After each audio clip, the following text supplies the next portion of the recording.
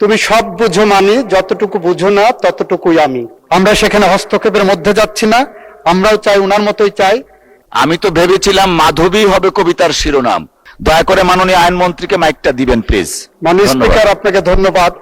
আপনার মাধ্যমে মাননীয় সদস্যকেও ধন্যবাদ যে উনি একটি অতি গুরুত্বপূর্ণ ইস্যু আপনাদের সামনে এনেছেন। উনি দুইটি বিষয় বলেছেন, pandemic and act of god.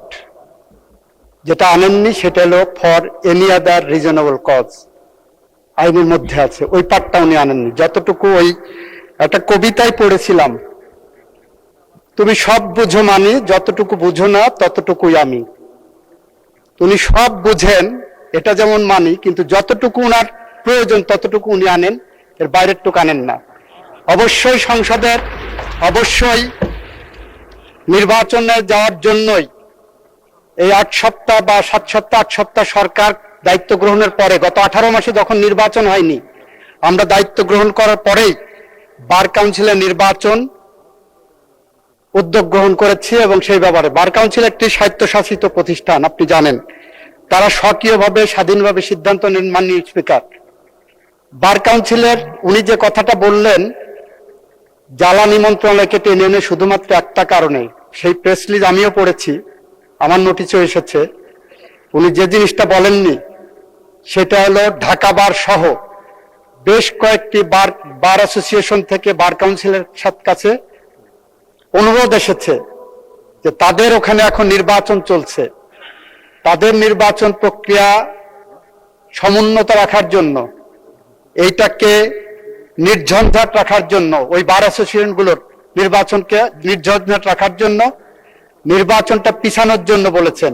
এবং বার কাউন্সিল একটি সংবিধিবদ্ধ সংস্থা হিসাবে বিভিন্ন বার অ্যাসোসিয়েশনের সেই অনুরোধটাও রক্ষা করেছেন। ফলে এই পার্টটা কিন্তু উনি বলেননি। আইনজীবীদের দাবি ছিল বিভিন্ন বার অ্যাসোসিয়েশন, ঢাকা বার হলো বলা হয় এশিয়ার মধ্যে সবচেয়ে বৃহত্তর বার, যেখানে 22,000-এর উপরে লয়া আছে।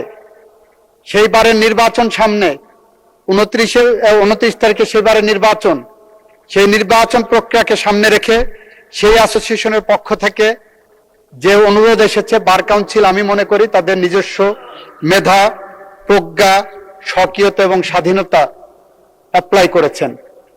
সেই কারণে সেখানে আমরা কোনো হস্তক্ষেপ করিনি।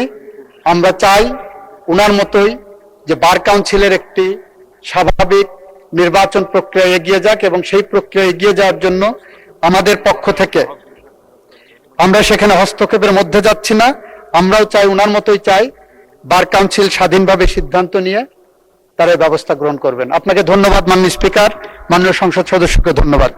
ধন্যবাদ মাননীয় আইনমন্ত্রী। আমি তো ভেবেছিলাম মাধবী হবে কবিতার শিরোনাম। ধন্যবাদ মাননীয় আইনমন্ত্রী। আর এই বিষয়ে বক্তব্য নেই। আপনি অধিবেশন মাননীয় আইনমন্ত্রী, আমি বললাম আমি ভেবেছিলাম কবিতার শিরোনাম হবে মাধবী। এনিওয়ে বলেছেন, শুনেছি। Thank you.